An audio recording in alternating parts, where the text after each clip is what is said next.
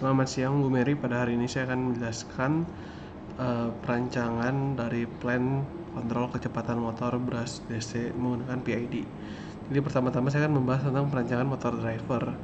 Nah, motor driver di sini saya rancang menggunakan desain custom yang saya desain sendiri menggunakan aplikasi KiCad, di mana saya menggunakan dua IC half bridge BTN7970 dengan spesifikasinya itu nilai maksimumnya itu di 45 volt buat tegangan input dan currentnya itu continuous di minus 44 sampai 44 ampere. Jadi dari minus 44 sampai positif 44 di high side dan low side nya. Nah, kedua IC ini tuh saya susun menjadi suatu kesatuan ya, jadi disebutnya edge bridge seperti gambaran di bawah. Dimana kalau edge bridge ini tuh kita bisa lihat dia itu bentukannya seperti H ya, seperti ini. Nah, di sini tuh saya mau kasih lihat cara kerja edge bridge. Jadi edge bridge itu esensinya itu kita bisa mengatur kecepatan dan arah putaran motor kita. Jadi kita itu kan kalau mau mengatur arah putar motor dengan mengubah polaritas power inputnya dari motor ya. Awalnya plusnya di kanan, minusnya di kiri, kita ubah plusnya di kiri, minusnya di kanan. Nah, half bridge itu bisa melakukannya dengan cara membuka dan menutup switchnya. Di sini kita lihat MOSFET ini saya gambarkan sebagai satu switch atau saklar, dimana kalau switch 1 dan switch 4 ini saya tutup dan switch 2, switch 3 saya buka, maka motor ini sebelah kiri akan terhubung ke VDD dan sebelah kanan motor ini akan terhubung ke ground. Nah, sedangkan kalau saya buka yang 1 dan 4 dan saya tutup yang switch 2 dan switch 3, maka motor sebelah kanannya ini akan terhubung ke VDD atau ke sumber tegangan dan sebelah kiri motor ini akan terhubung ke ground. Nah, itu akan mengatur putaran arahnya apakah secara jarum jam ataupun berlawanan jarum jam. Nah, untuk mengatur kecepatannya saya menggunakan PWM, di mana PWM-nya ini akan diinput nanti oleh controllernya. Saya menggunakan ESP32, di mana PWM ini adalah pulse width modulation, di mana sinyal kecepatannya ini akan saya modulasikan dalam bentuk lebar pulsa yang bervariatif ya. Jadi lebar pulsa itu akan mewakili kecepatannya.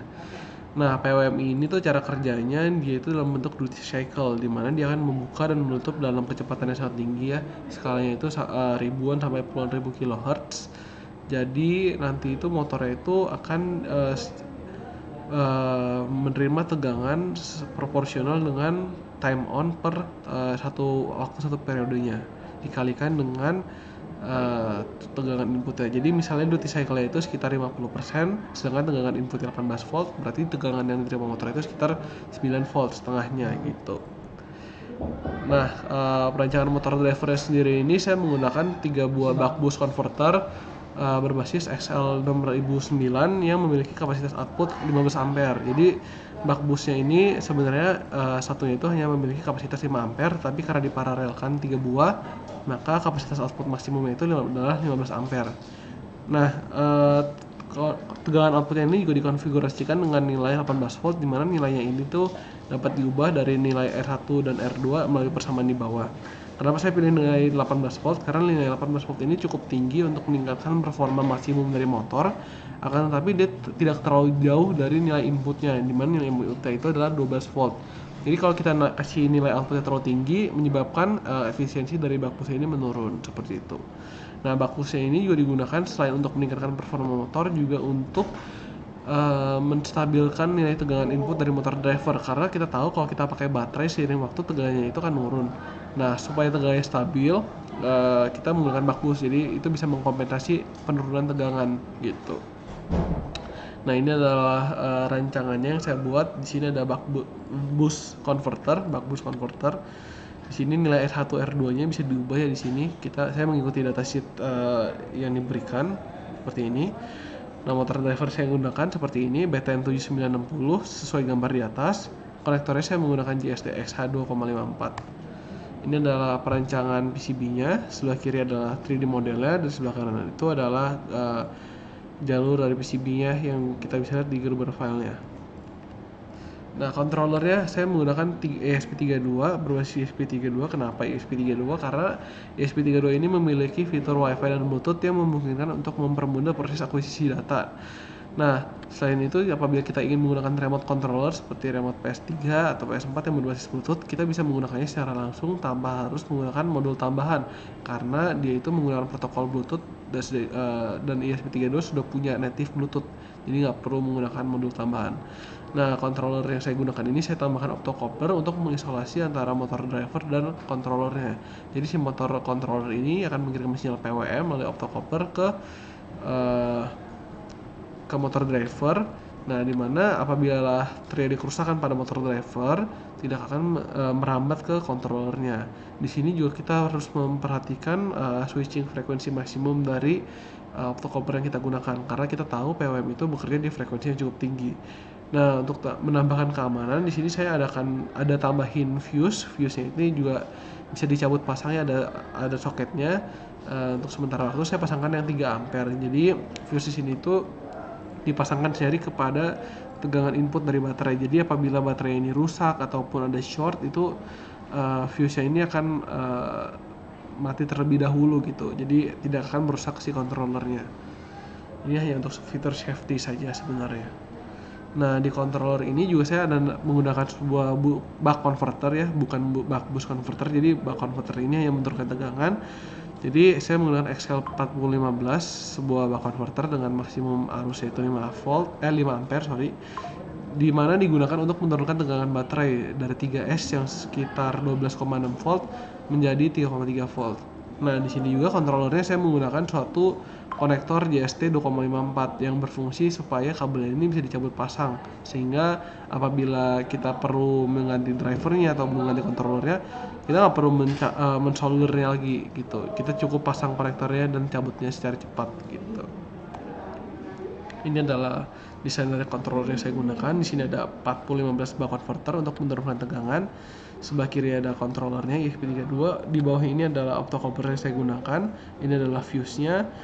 Di sini adalah I/O extra yang saya buka. Ini adalah LDO linear voltage regulator low dropout, dan di sini adalah pin untuk encoder. Di sini adalah pin untuk mengatur arah dan kecepatan motor. Nah, ini adalah desain saya buat. Sebelah kanan adalah gambar render 3D dan sebelah kiri adalah gambar skematiknya. Perancangan aktuator. Jadi untuk perancangan aktuatornya ini saya menggunakan suatu motor DC, serinya itu adalah 25GA370, di mana motor ini memiliki spesifikasi putaran di 130 rpm pada nilai tegangan 12 volt. Nah, di sini juga motor DC-nya saya pilih karena dia memiliki suatu encoder dengan nilai PPR-nya itu tidak disertakan pada manualnya, sehingga kita perlu mencari secara manual. Nah, nilai PPR ini kita cari dengan cara memutar motor sejumlah 10 kali dan kita hitung jumlah puls yang kita dapatkan. Nah, jumlah yang didapatkan tersebut kita bagi dengan nilai 10. Kenapa 10? Karena jumlah putaran yang semakin banyak ini akan meminimalisir nilai errornya. Jadi apabila kita putar sekali ternyata itu 125 PPR, tapi kita cuma mendeteksi cuma 124 atau 123, itu kita kalau putarnya 10 kali kan selisihnya ada 5 ya, itu menjadi 10 kali lebih kecil errornya gitu. Nah, aktuatornya sendiri ini kita menggunakan encoder itu tipe incremental AB. Sebenarnya lebih baik kita menggunakan tipe incremental AB set, di mana kita bisa menentukan titik awalnya. Tapi AB saja sebenarnya sudah cukup untuk keperluan kontrol kecepatan, di mana kita bisa melihat jumlah kecepatannya itu dengan cara menghitung jumlah puls dalam satuan waktu, lalu kita dapat prediksi jumlah putaran per menitnya gitu. Jadi kita dapat data berupa puls per satuan waktu, lalu kita dapatkan RPM-nya dengan kalkulasi nanti di programnya akan saya jelaskan lebih lanjut. Nah, yang penting di sini adalah kita bagaimana mengetahui arah putarannya itu apakah counterclockwise ataupun clockwise. Di sini kita dapat lihat ilustrasi sebelah kanan ya, ada suatu encoder gimana kita itu bisa menentukan titik referensi. Misalnya kita ingin menentukan titik referensi itu titik A. Nah, kita lihat pada titik A ketika dia mengalami rising, apakah si B-nya ini sedang keadaan low atau high. Seperti di sini ketika dia rising, si B-nya ini terdeteksi sedang low, maka kita tahu oh ini motor sedang berputar ke arah misalnya clockwise, arah jarum jam. Dan ketika counter clockwise, ketika A-nya ini rising, kita bisa mendeteksi apakah sinyal di B-nya ini sedang high atau low. Nah di sini kita lihat pada A-nya itu rising, B-nya ini sedang high. Oh berarti dia sedang berlawan arah jarum jam. Seperti itu cara mendeteksi arah putarnya. Nah untuk perancangan mekanikal saya menggunakan aplikasi Fusion 360, dimana kita bisa lihat pada gambar di kiri ini adalah gambar desainnya. Nah desain mekanikalnya ini saya menggunakan tema modularitas tinggi, dimana modularitas tinggi ini berarti kita dapat mengubahnya sesuai yang kita ingin dengan fleksibilitas yang baik. Kita bisa lihat di layernya ini terdapat suatu titik-titik bolongan-bolongan dengan pitch atau jarak yang teratur, di mana dia itu berfungsi supaya apabila kita ingin menambahkan sensor atau komponen, kita bisa meletakkannya di situ, dan sebagai lubang pengencangnya juga.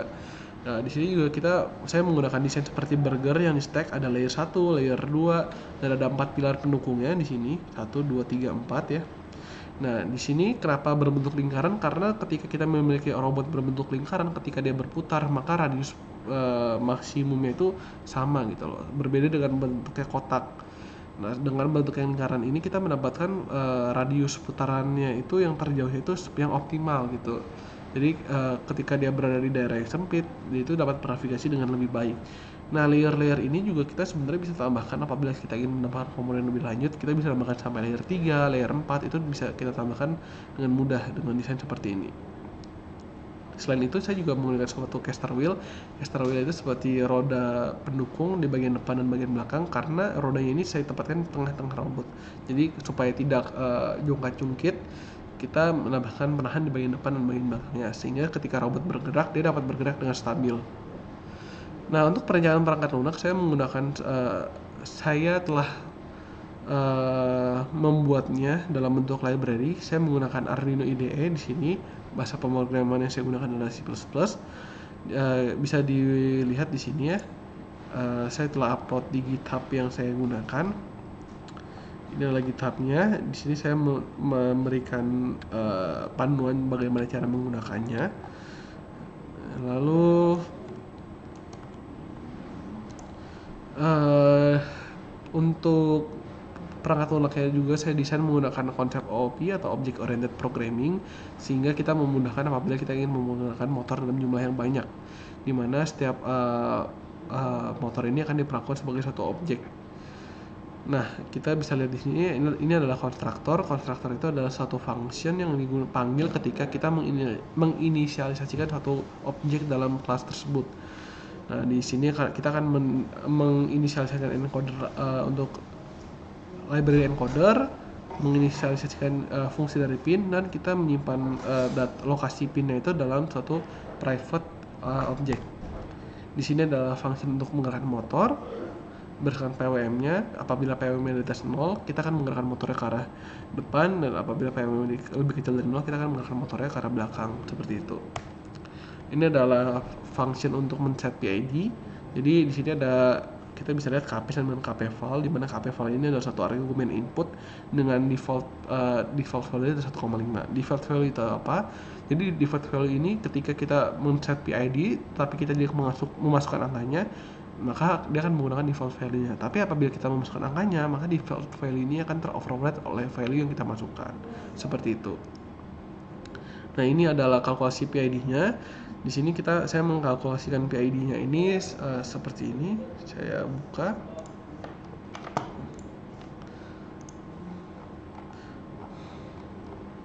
Nah, di sini kita akan pertama-tama itu akan mendapatkan nilai pulse per second. Jadi pulse per second ini saya dapatkan dari nilai encoder count. Encoder count itu adalah variabel yang menampung jumlah nilai pulse yang didapatkan dari library ESP32 encoder. Nah, dia itu akan dibagikan satuan waktu ya. Satuan waktunya itu sekitar 25 milisecond ya. Sekitar kurang lebih 10 milisecond. Nah, dia akan setelah dibagikan sekitar 10 milisecond, kita akan mendapatkan nilai jumlah pulse per detiknya kurang lebih berapa. Nah, kita dapat menghitung RPM-nya dengan cara membagi nilai pulse per second yang kita dapatkan dengan nilai PPR yang telah kita hitung. Nah, itu kita telah mendapatkan nilai rotation per second. Nah, kita kalau ingin mendapatkan nilai RPM tinggal kita kalikan dengan 60. Nah, kita bisa menghitung nilai errornya dengan cara mengurangi set point dengan nilai RPM yang kita dapatkan. Kita dapat menghitung P term itu nilai P sebelum dijumlahkan menjadi PID. Nilai P-nya itu adalah error dikalikan KP. E term atau integral term kita dapatkan dari nilai E term sebelumnya ditambahkan dengan nilai error yang dikalikan dengan koefisien KI dan dikalikan dengan koefisien delta time. Di sini saya memberikan saturasinya, batas saturasinya itu adalah min 255 sampai 255. Untuk D termnya ini sendiri adalah untuk derivatif term yang berfungsi untuk mencegah overshoot ya. Di sini D term berfungsi sebagai damping. Sedangkan yang tadi itu E term itu untuk mencegah terjadinya steady state error. Nah, D term ini fungsinya itu untuk di sini untuk tadi yang saya telah katakan mencegah overshoot. D termnya ini kita dapatkan dengan mengalihkan nilai koefisien KD dengan perubahan atau selisih errornya dalam satuan waktu. Jadi kita sisihkan RPM error minus RPM error dibagi sisi waktunya berapa. Nah, untuk nilai PID kita dapatkan dengan cara menjumlahkan ketiga term tersebut, P term tambah E term tambah D term. Nah, kita saturasikan juga PID termnya supaya tidak melebihi. Nah, di sini kita juga bisa menyalakan anti WinUp-nya. Di sini di sini anti WinUp-nya itu berjalan dengan cara ketika PID value itu telah tersaturasi, maka kita akan meng-cancel integrasi di nilai I-nya. Seperti itu.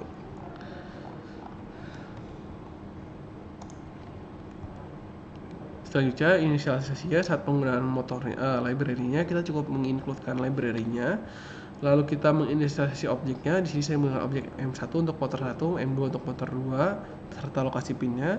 Kita set PID-nya, PID value-nya, set point-nya saya inisialisasikan dengan 0. Serial begin itu untuk mengontrol menggunakan serial monitor.